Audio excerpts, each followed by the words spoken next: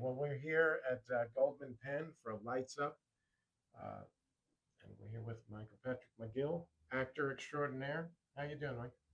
Living my oldest life, Kevin. It's good to see you. You Good to too. see you. Thanks for having me. So, what do you do here at Goldman Penn? We see you a lot here. I teach an on-camera audition class for beginners and people a little bit past. There's a beginners class and then there's a level two class, and as the students progress, we get a little bit more in depth with how the volume of our scenes, and it's to get them comfortable on camera, basically, because as you well know, since the pandemic, most auditions for TV shows, movies, and even in some cases, probably some plays, are done on camera now. There's not a lot of in-person casting happening anymore, so we want to give them a comfort level on putting themselves on tape and get them out there and hopefully ready to book some jobs. Yeah. So, what do you see when a student comes to you? What are you trying to recognize? What kind of strengths are you trying to build up? What kind of weaknesses Excuse me. are you working on? Like, what's the most common misconceptions and what goes on in your class? Well, a lot of times, especially with the beginners, I'll ask everyone in class who here has done an on-camera principal speaking role on a SAG-AFTRA project. And until the class I'm doing right now, every class I've had before then, not a single person shot their hand up. So a lot of it They're is starting out. they're starting out, and I think a lot of people think that they're further along than they are, and we just want to make sure we give everyone the basic. We're building them up from the ground up so that they can hit the ground running when they actually do have auditions. So a lot of times it's getting them comfortable. Something as simple as slating yourself on camera and knowing where your eye line should be. And a lot of times, casting doesn't like you looking directly into the lens like I am right now, Right. unless it's a fourth wall, a Ferris Bueller. Hey, life moves pretty fast. If you don't stop and look around, you might miss it.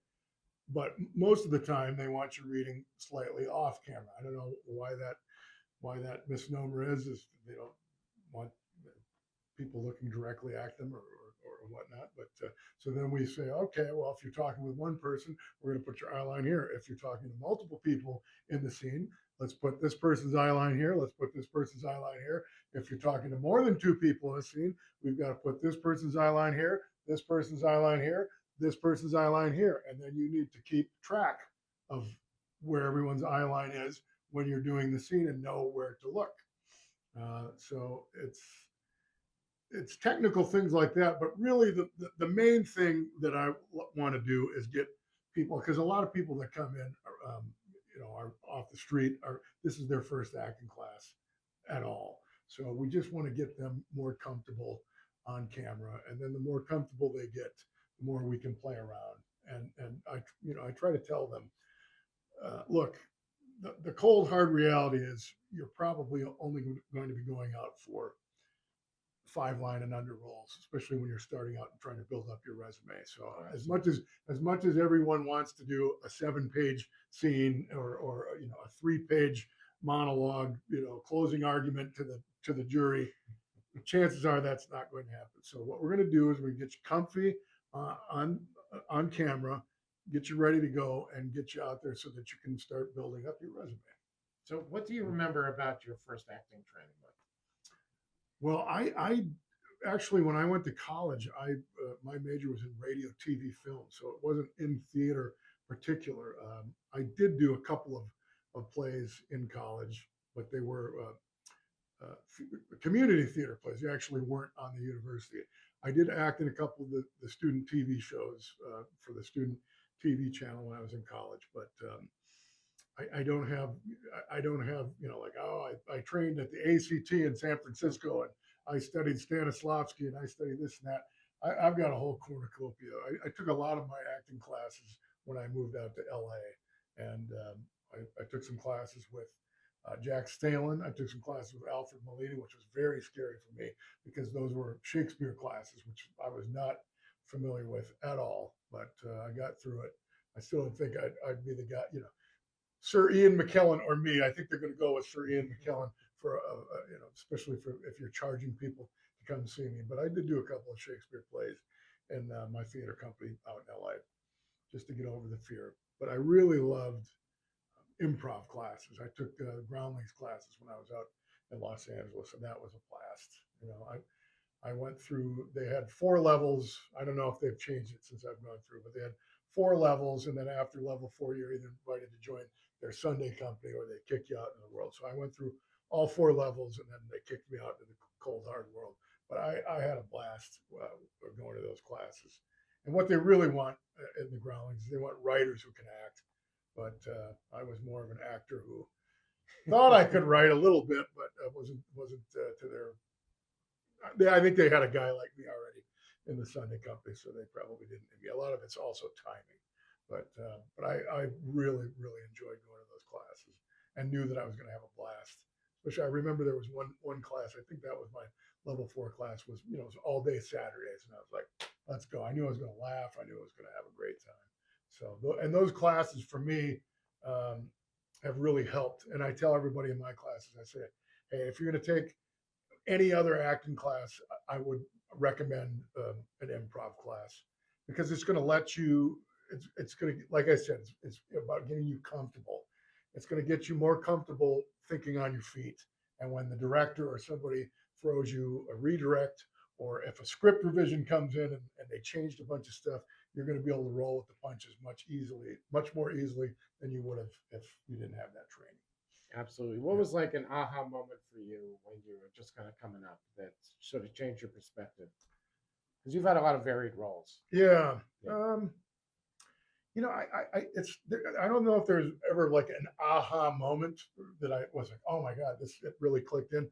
But I just, of course, those first couple jobs, you're scared shitless, right? I mean, you're just like, I'm playing with the big boys now, and I don't want to be the guy who messes it up. But I remember thinking there were a couple of times where the series regular guys were going up on their lines and didn't have their lines down, and I thought, okay, well, I mean, I don't pretend that I'm Leo DiCaprio or Al Pacino or anything like that, but I thought, I deserve a seat at the table.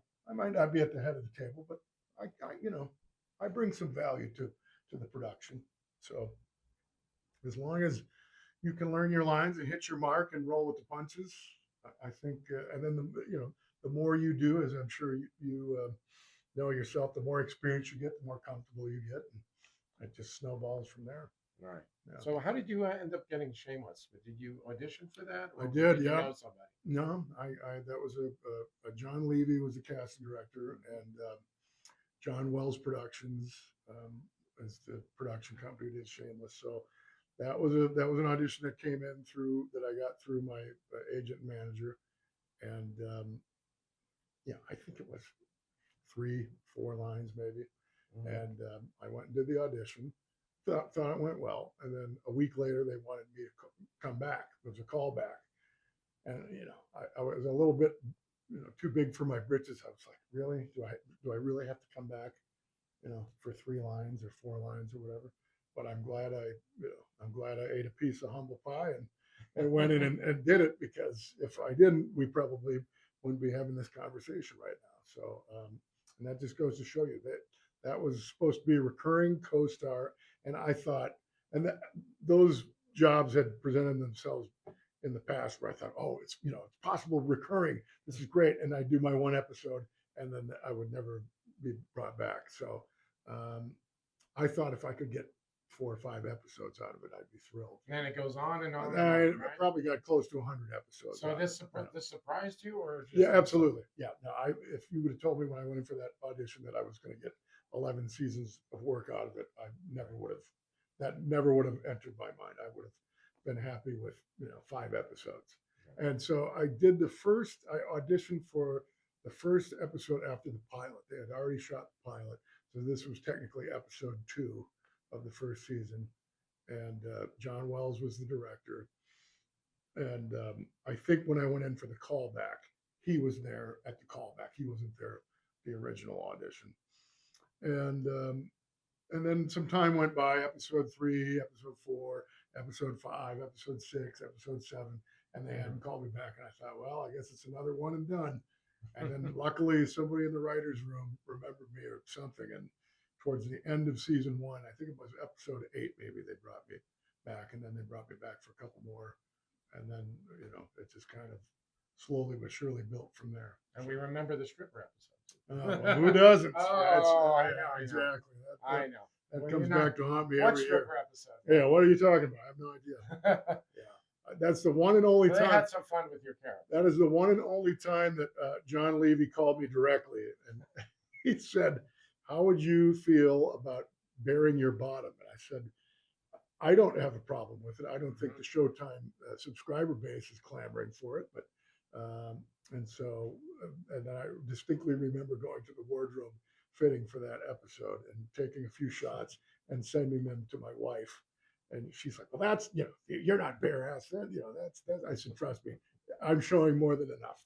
And to this day, Your wife was cool with it? she was cool with it, and I think she wanted them to go further with it. But, The full Monty. yeah, exactly. Well, no, we're good. No, we're good. So, Mike, what are some of your aspirations before we go? Tell us about some of the roles you'd like to. I mean, I would love to keep working. I feel like I'm in my 50s now, so. You don't look it, sir. Well, I feel like I'm in my 70s, but I'm still. I'm not ready to wave the white flag yet. I'd still like to keep working. White guy character actors in their 50s aren't exactly. Hollywood isn't leaping to hire me right now, but I figure if I can hold out a few more years, I can fill the Ed Asner roles that might be out there. The grumpy old men, get off my lawn. Yeah. And I would love to see that a Luke Rance. Love to do some directing at some point. My boys, I have 2 boys who are 15 and 12 who have taken classes at the school here, and I wouldn't be surprised if my 15-year-old tries to follow in my footsteps. So if that's and nice. I'll be very supportive of that if that's the case, and I will do whatever I can to help him with his career aspirations as well. That's wonderful. Keep it the family business. Great to see you, Mike. You too. Thank you, Kevin. Appreciate it. Thanks for coming on. Thank you so much.